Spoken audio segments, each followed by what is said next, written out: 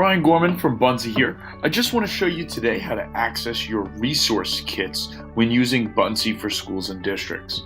So first, you're going to want to log into your Buncee for Schools and Districts account.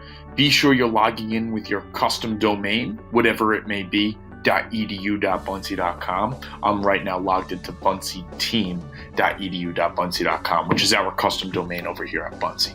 And accessing your resource kits is really easy.